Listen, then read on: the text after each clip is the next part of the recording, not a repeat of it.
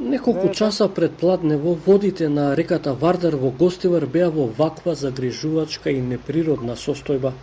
Со часови Вардар течеше со непрепознатлива бела боја и непрозирност на водата.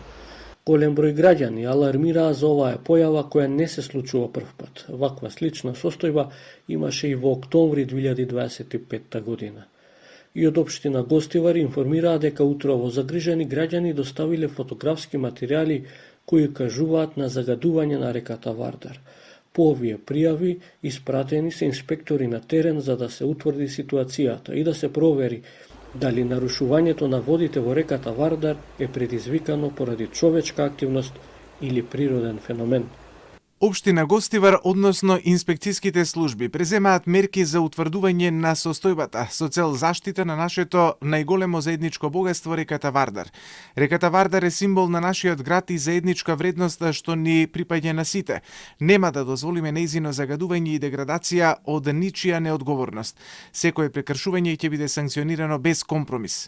Минатата 2025 година во Вардар се забележа и друг вид проблеми.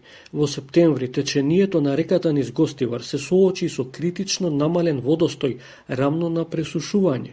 Во август и во октомври во тетовските села каде минува Вардар забележени беа и лјадници пластични шишиња кои со часови пловеа по течението.